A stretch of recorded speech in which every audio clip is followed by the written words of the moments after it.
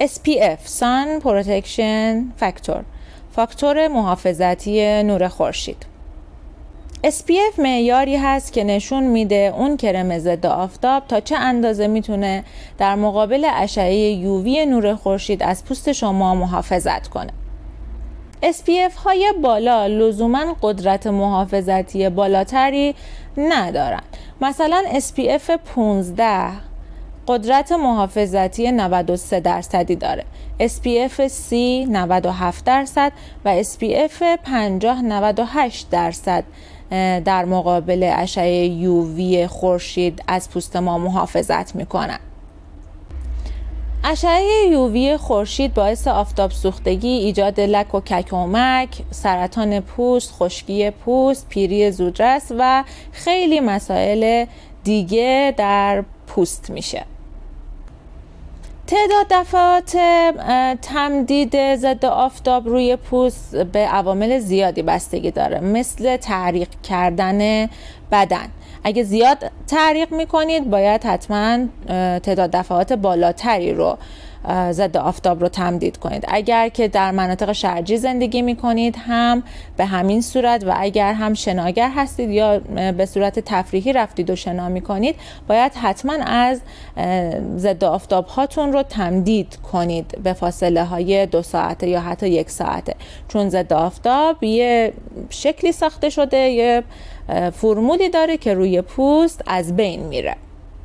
چرا باید ضد آفتابمون رو تمدید کنیم؟ به خاطر اینکه ضد آفتاب طوری ساخته شده که در اثر نور خورشید و عوامل محیطی، حالا مثل هوا یا هر چیز دیگه ای، از بین میره روی پوست. به خاطر همینه که باید هر 2 ساعت یک بار طبق دستور شرکت‌های سازنده و پزشک‌ها باید روی پوست تمدید بشه، به خاطر اینکه از بین میره روی پوست. به خاطر همینم هست که میگه وقتی میخوای ضد آفتاب تو تمدید کنی لزومی نداره که پوستتو بشوری. میگن چرا باید ضد آفتاب بزنیم؟ به خاطر محافظت از پوستتون در مقابل اشعه UV خورشید. اشعه UV خورشید باعث ایجاد ککومک، لک، آفتاب سوختگی، سرطان پوست، خشکی پوست و خیلی مسائلی از این قبیل رو برای پوستتون به وجود میاره. به خاطر همین هم هست که باید حتما از ضد آفتاب استفاده کنیم و این عادت رو از بچگی سعی کنید به بچه هاتون آموزش بدید که مثل یک عادت بشه براشون. هر بار استفاده از ضد آفتاب باید به چه مقدار باشه؟ خب بستگی داره که ضد آفتاب شما برای پوست چرب باشه یا برای پوست خشک باشه، فلویدی باشه اصطلاحاً یا اینکه چرب باشه. معمولاً 2 بند انگشت و برای 2 بند انگشت و برای فلویدی ها و ضد آفتاب هایی که برای پوست های چرب ساخته شدن 2 تا 2 بند انگشت کافیه، طوری که سطح پوستتون رو یک لایه نازک محافظتی از ضد آفتاب بگیره.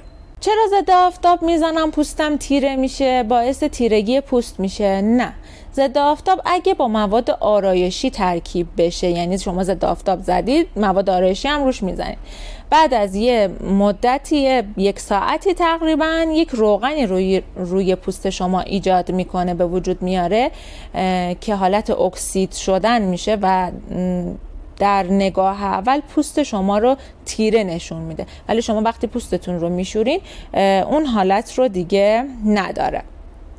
آیا ضد آفتاب پوست رو روشن میکنه؟ نه، چون ضد آفتاب داخل ترکیبات ضد آفتاب چیزی به اسم سفید کنندگی یا روشن کنندگی وجود نداره. ضد آفتاب فقط جلوگیری میکنه از ایجاد ککومک ها یا لک های جدید و به کمرنگ شدن لکه های قدیمیتون کمک میکنه، از بین نمیبره. تفاوت ضد آفتاب های رنگی با ضد آفتاب های بیرنگ در حقیقت تفاوتی ندارن، از لحاظ ساختار. فقط تفاوتشون در رنگدانه است که اون ضد آفتاب هایی که رنگدانه دارن باعث یک دست شدن پوست میشن، وگرنه از لحاظ محافظتی و SPF تفاوتی در بیرنگ یا رنگدار بودن ضد آفتاب ها وجود نداره. الان ضد آفتاب هایی هم هستن چند سال اخیر به بازار اومدن، حالت اسپری دارن، خیلی سبک روی پوست و خیلی راحت استفاده میشن، میتونید از اونها استفاده کنید. اما اینکه ضد آفتاب بیرنگ باشه یا رنگدار باشه، فقط تفاوتشون توی رنگدانه است که باعث یک دست شدن پوست میشه. اگه بخوام یه ضد آفتاب خوب برای یک دست شدن پوست، لیفت شدن پوست و مغذی بودن برای پوست و حتی سفت شدن پوست بهتون معرفی کنم، ضد آفتاب سوی لیفته که SPFش فکر میکنم 50 باشه. ضد آفتاب سوی لیفت یه بافت خیلی نرم و سبک داره که باعث سفت شدن، لیفت شدن و محافظت بالایی در مقابل اشعه UV خورشید داره.